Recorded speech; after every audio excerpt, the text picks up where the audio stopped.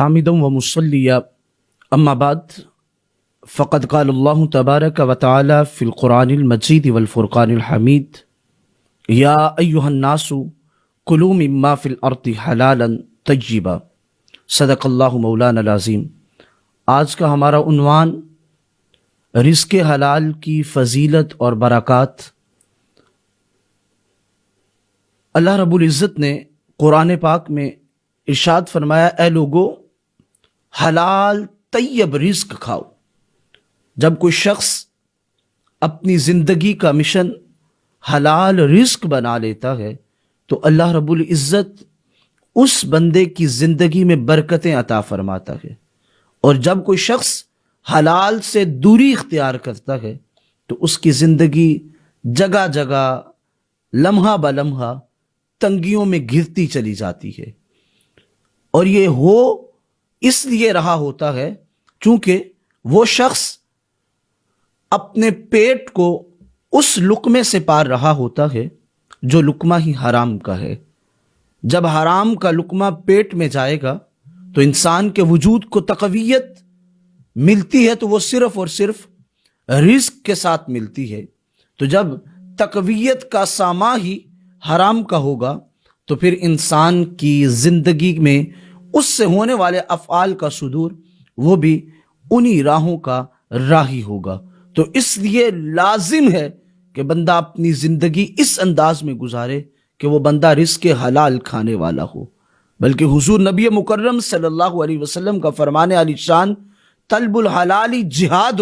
جو بندہ حلال رزق کمانے کے لیے کوشاں ہو جاتا ہے اللہ اس کو اتنا اجر عطا فرماتا ہے جتنا ایک مجاہد کو جہاد میں اجر ملتا ہے۔ گویا مجاہد جہاد میں ہو کے اللہ کی راہ میں ہوتا ہے تو صبح و شام اس بندے پر اللہ کی رحمتیں برستی ہیں۔ تو جو بندہ رزق کا متلاشی صبح سے شام تک رزق کی تلاش میں نکلتا ہے تو وہ بھی گویا اس مجاہد کی طرح جہاد میں ہوتا ہے، اللہ اس پہ بھی اپنی رحمتوں کا نزول فرماتا ہے۔ اور رزق حلال کی برکات کیا ہے؟ رزق حلال حضرت عبداللہ ابن مسعود رضی اللہ تعالی عنہ فرماتے ہیں کہ حضور نبی مکرم صلی اللہ علیہ وسلم نے ارشاد فرمایا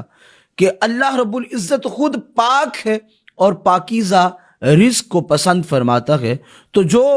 یہ چاہتا ہو کہ اللہ اس کی زندگی کو ستھرا کر دے، پاکیزہ کر دے، اس کے معمولات کے اندر حسن پیدا کر دے، وہ اپنا مزاج یہ اپنا لے کہ وہ رزق حلال کمانے والا ہو، خود کھانے والا ہو اور اپنی نسلوں کو کھلانے والا ہو۔ اس بات کو ذہن نشیں رکھنا ہوگا کہ جس باپ نے رزق کمایا اور کما کے لا کے اولاد کو کھلایا، اگر وہ رزق حلال ہوا تو اس کے بچوں کی زندگی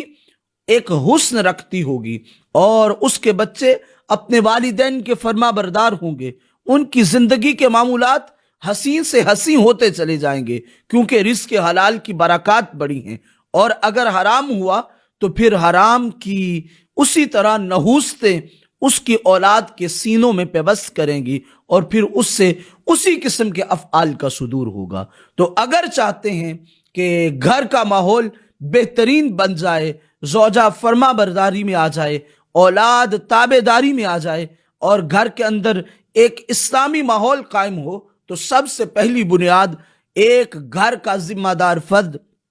یہ اپنائے کہ وہ رزق حلال کمانے والا ہو۔ حضرت عبداللہ ابن مسعود رضی اللہ تعالی عنہ سے ہی مروی ہے، آپ فرماتے ہیں کہ حضور نبی مکرم صلی اللہ علیہ وسلم نے ارشاد فرمایا، ناپاک چیز کو کبھی ناپاک پاک نہیں کر سکتی۔ گویا جو شخص اس انداز میں کسی غریب کے ساتھ حسن سلوک کرے کہ وہ اس کی مدد کرے، لیکن اس کا جو رزق اسے دیا جا رہا ہے وہی حرام کا ہو، تو فرمایا اس کا اسے کوئی فائدہ نہیں ہوگا، بلکہ وہ رزق، حدیث مبارکہ کا مفہوم ہے، قیامت کے دن اس کو اس کے منہ پہ مار دیا جائے گا اور فرمایا جائے گا اللہ تیری ان چیزوں کا محتاج نہیں ہے جو تو نے یہ عمل کیا۔ حرام کما کر صدقہ کرنے والا، حضور کا فرمان ہے، اس کا صدقہ بھی قبول نہیں ہوتا۔ چونکہ ناپاک کبھی بھی ناپاک کو پاک نہیں کر سکتا۔ جب بھی غلاظت کسی کپڑے پہ لگی ہو، بدن پہ لگی ہو، تو اسے اگر پاک پانی کے ساتھ صاف کیا جائے تو وہ پاک کرتی ہے۔ اگر وہ نجاست کو دھونے والا پانی بھی نجس ہوگا تو وہ پاک نہیں ہو سکتا، بلکہ یوں مثال دی گئی کہ ایک کپڑا ناپاک ہو، اسے پیشاب سے دھویا جائے تو کیا اس ناپاک کپڑے کو پیشاب پاک کر دے گا؟ جواب آیا قطعاً نہیں پاک کر سکتا۔ تو فرمایا جو شخص کسی پر صدقہ کرتا ہے، کسی کو کچھ دیتا ہے، اللہ کی راہ میں خرچ کرتا ہے اور اس کی کمائی حرام کی ہو، تو ویسے جیسے ایک ناپاک کپڑے کو نجس پانی پاک نہیں کر سکتا، اسی طرح ایک بندہ جب صدقہ و خیرات کرتا ہے اس کا اجر و ثواب بھی اسے نہیں مل سکتا، بلکہ یوں حضور نبی مکرم صلی اللہ علیہ وسلم نے ارشاد فرمایا لوگ دعائیں مانگتے ہیں اور ان کی دعائیں نہیں قبول ہوتی۔ حضور نے فرمایا دعائیں قبول ہی اس وقت ہوتی ہیں جب بندہ رزق حلال کما کے کھانے والا ہو۔ حضرت سعد بن ابی وقاص رضی اللہ تعالی عنہ بارگاہ مصطفی میں حاضر ہوئے اور آ کے عرض کرنے لگے یا رسول اللہ صلی اللہ علیہ وسلم، میں مستجاب الدعوات بننا چاہتا ہوں، میں چاہتا ہوں کہ میں جو دعا مانگوں اللہ میری ہر دعا کو قبول فرما لے۔ حضور نبی مکرم صلی اللہ علیہ وسلم نے ارشاد فرمایا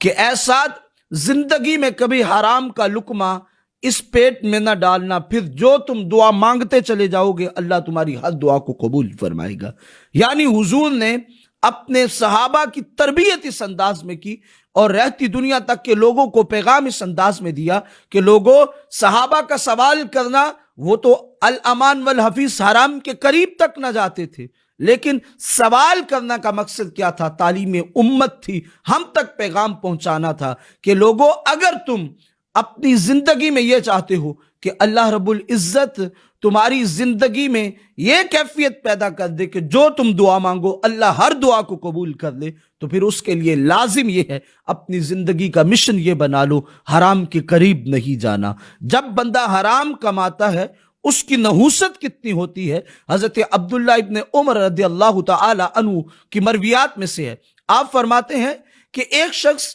نے کپڑا خریدا اور اس کا کپڑا 10 درہم کا تھا، اس نے زیب تن کر لیا، اس میں سے 9 حلال کے تھے، 1 حرام کا تھا۔ فرمایا جب تک وہ عبادت کرتا رہے وہ لباس پہن کے اللہ اس کی کوئی عبادت قبول نہیں کرتا۔ اتنی بڑی نحوست اور اتنی بڑی لعنت ہے یہ حرام جو ہمیں اس وقت بربادی کے دہانے کی جانب لے جا رہا ہے، اور اب مختلف طرق کے ساتھ، مختلف انداز کے ساتھ اس حرام کی نوعیتیں ہمارے قرب میں بس رہی ہیں، اور بلکہ کئی انداز کے ساتھ جوانوں کو اس میں پھنسایا جا رہا ہے۔ مختلف ایپس کے ذریعے، مختلف طرق کے ذریعے جوان اس میں پھنسے ہوئے ہیں، کبھی جاوا آئی کے نام سے، کبھی کس انداز میں، کبھی کس انداز میں۔ میری ملت کا جمام اس حرام خوری میں اس طرح پھنس گیا کہ اسے پتہ بھی نہیں چل رہا کہ وہ کیا کر رہا ہے۔ اپنے آپ کو اس انداز میں ہمیں سنوارنا ہوگا، اس انداز میں سنوارنا ہوگا کہ ہم نے حرام خوری سے خود کو بچانا ہوگا اور رزق حلال کے متلاشی ہونا ہوگا۔ جب کوئی شخص رزق حلال کا متلاشی ہوتا ہے تو اللہ اس بندے کی زندگی میں ایسی برکتیں ڈالتا ہے، ایسی برکتیں ڈالتا ہے، اسے پتہ بھی نہیں چلتا اللہ کہاں سے اس کو رزق عطا کرتا ہے۔ بلکہ حضور صلی اللہ علیہ وسلم کا فرمان علی شان ہے طلبو کسب الحلال فریدۃ بعد الفریدہ، کہ جو شخص حلال رزق کا متلاشی ہوتا ہے اور اس کی جانب چل پڑتا ہے تو گویا وہ ایک فریضہ ادا کر رہا ہوتا ہے، اور جب کوئی فرائض ادا کرتا ہے تو اللہ کی بارگاہ میں اس کو اللہ اس انداز میں برکتوں سے نوازتا ہے کہ اس پر اپنی رحمت کاملہ کا نزول فرماتا ہے۔ یہاں تک کہ حضور نبی مکرم صلی اللہ علیہ وسلم کے فرمودات کا مفہوم ہے جو شخص روزہ رکھے سارا دن لیکن اس شخص کا کھانا پینا حرام کا ہو تو پھر وہ بندہ اللہ کی بارگاہ میں بھوکا رہنے سے بہتر ہے کہ وہ کچھ بھوک اور پیاس کو نہ کاٹے بلکہ اسی طرح اپنی زندگی گزارے، بجائے اس کے کہ حرام رزق کھا کے وہ بندہ بھوکا اور پیاسا رہے۔ حرام کھانے والے کی رزق کی کوئی بھی برکت اسے نصیب نہیں ہوتی اور اس کی کوئی عبادت قبول نہیں ہوتی۔ حضور صلی اللہ علیہ وسلم کے فرمان علی شان کا مفہوم ہے جس شخص نے حرام کھایا اور حرام کھا کے اپنے پیٹ کو پالا، اس بندے کی 40 روز تک کوئی دعا قبول نہیں ہوتی۔ حضور کی بارگاہ میں عرض کی گئی، یا رسول اللہ صلی اللہ علیہ وسلم، ایک عورت ہے جو سارا دن روزے میں ہوتی ہے اور رات کو قیام کرتی ہے۔ حضور کی بارگاہ میں جب اس عورت کے یہ اوصاف ذکر کیے گئے، حضور نے پوچھا اس کا کھانا پینا کیسا ہے؟ عرض کی گئی، یا رسول اللہ، وہ حلال حرام کی تمیز نہیں کرتی۔ تو حضور نبی مکرم صلی اللہ علیہ وسلم نے ارشاد فرمایا کہ وہ اس انداز میں ہو کہ اس کا پیٹ ران کے ساتھ لگ جائے، کمر جھک جائے اور وہ چلنے سے قاصر ہو جائے،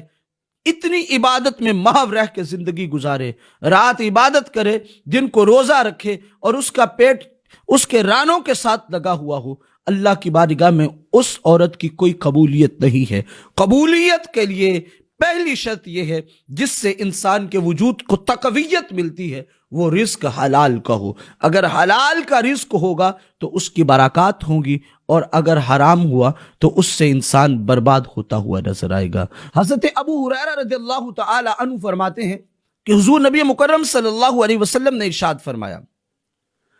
کہ ایک وقت ایسا آئے گا لوگ حلال اور حرام کی تمیز بھول جائیں گے،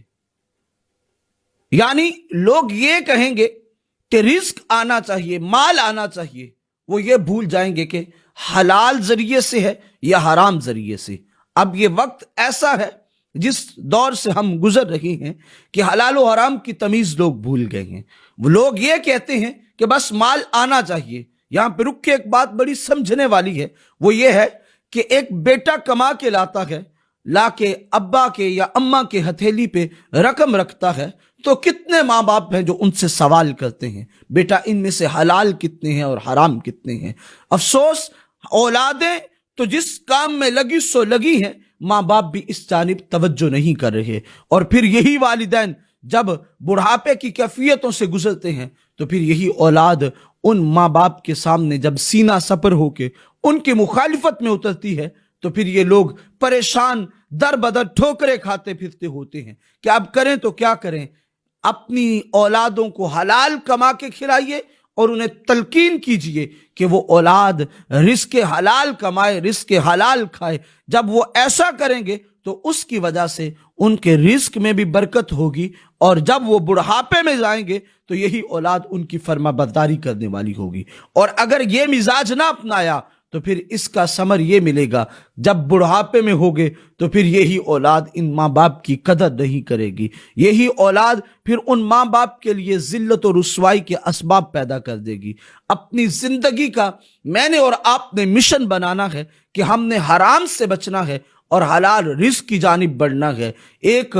زندگی کا معیار بنانا ہے کہ بھوکے اور پیاسے رہ کے زندگی گزار لینی ہے، لیکن حرام کی جانب اپنے آپ کو لے کر نہیں چلنا۔ اگر یہ مزاج اپنا لیں گے تو پھر زندگی پرسکون کیفیتوں سے گزرتی ہوئی نظر آئے گی۔ ایک شخص تھا جس کا نام حبیب تھا، جس بندے کا مزاج یہ تھا کہ وہ سود خوری کیا کرتا تھا، گویا حرام ذریعے سے رزق کماتا تھا، لوگوں کو روپیہ پیسہ دیا اور اس کے بدلے لوگوں سے سود وصولا کرتا تھا۔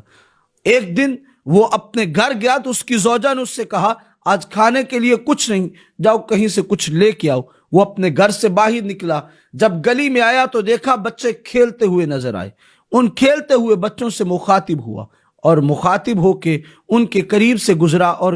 ان کے قریب آیا تو دیکھا کہ وہ بچے کھیل رہے ہیں۔ ان کھیلتے ہوئے بچوں میں سے ایک بچے نے کہا، کھیلنا چھوڑ دو اور یہ جو شخص آ رہا ہے اس شخص سے دور ہو کے کھڑے ہو جاؤ، کہیں اس کا سایہ بھی تم پہ نہ پڑ جائے۔ دوسرے بچوں نے کہا، ایک شخص گلی سے گزر رہا ہے اور تم سبھی کو کہہ رہے ہو یہاں سے سارا کچھ اٹھا لو، حالانکہ گزرنے والا تو فرد واحد ہے۔ تو وہ بچہ دوسرے بچوں سے کہنے لگا، جو میں تمہیں کہہ رہا ہوں اس پہ عمل کر لو، یہ جو شخص آ رہا ہے یہ سودی کاروبار کرنے والا ہے۔ تو جب سودی بندہ کہیں سے گزرے اس کا سایہ بھی پڑ جائے تو بندے پہ نحوستیں پڑتی ہیں۔ گویا پتہ چلا یہ سود ایسی لعنت ہے، حرام خوری ایسی لعنت ہے جس کی وجہ سے بندے برباد ہوتے ہیں۔ اب وہی شخص آگے بڑھا اور بات جب اس نے سنی تو رونے لگا کہ پہلے تو بڑے لوگ مجھے کہتے تھے، آج اللہ کی ننھی مخلوق بھی مجھ سے نفرت کرنے لگی۔ حضرت حسن بصری کا دربار لگتا تھا، وہ درس حدیث دے رہے تھے، ان کی بارگاہ میں جا کے بیٹھ کے ان کے ہاتھوں میں ہاتھ دیے اور رو رہے تھے۔ زاروں قطار رونے کی وجہ پوچھی حضرت حسن بصری نے، کہا رو کیوں رہے ہو؟ تو وہ عرض کرنے لگے کہ میں اس بات پہ بڑا پریشان ہوں کہ میری زندگی حرام خوری میں گزر گئی، میں ڈرتا ہوں کہ اب میرا رب مجھے معاف کرے گا یا نہیں۔ حضرت حسن بصری فرمانے لگے، اگر تو سچے دل سے توبہ کر لے اور حرام کو چھوڑ دے تو میرا رب تیرے لیے رزق میں کشادیاں بھی پیدا فرمائے گا اور تجھے معاف بھی فرما دے گا۔ اس نے کہا حضرت پھر اپنا ہاتھ دیجئے، میں آپ کے ہاتھ پہ ہاتھ رکھ کے سچے دل سے توبہ کرتا ہوں۔ اس نے اس جگہ بیٹھ کے سچے دل سے توبہ کی اور جتنا اس کا پیسہ کسی کے پاس سود کی نوعیت پہ تھا، سود والا سارا چھوڑ دیا، اور چھوڑ کے واپس جب لوٹ رہا تھا تو پھر اب ہوا کیا، وہی بچے تھے، وہی گلی تھی، جس بچے نے پہلے کہا تھا کھیلنا چھوڑ دو، اس کے سائے سے بچو، اب وہی بچہ کہہ رہا ہے کہ آؤ اور کھیلنے کا سامان سائڈ پہ کرو اور ہاتھوں کو صاف کرو، کتار بنا لو اور کتار بنا کے کھڑے ہو جاؤ، اس شخص کے ہاتھوں کو بوسہ دو، یہ آنے والا شخص جو ہے اس کے ہاتھوں کو بوسہ دو، یہ تمہارے لیے باعث برکت ہوگا۔ بچے کہنے لگے چند لمحے پہلے یہ گزرا ہے تو تم کہہ رہے تھے کہ اس کے سائے سے بھی بچو، اب کہہ رہے ہو کہ اس کے ہاتھوں کو بوسہ دینا ہے، آخر بات کیا ہے؟ حضرت حسن بصری کی بارگاہ سے ہو کے آنے والا یہ حبیب نامی شخص جب قریب آیا تو وہ کہنے لگا بات یہ ہے، پہلے جب یہ گیا تھا اس وقت یہ سود خور تھا، اب سچے دل سے توبہ کر کے واپس لوٹ رہا ہے، اللہ نے اس کے سارے گناہ بھی معاف فرما دیے اور اس کی توبہ کو بھی قبول فرما لیا۔ دعا ہے اللہ رب العزت ہم سب کو رزق حلال کمانے، کھانے اور اپنی اولادوں کو کھلانے کی توفیق نصیب فرمائے۔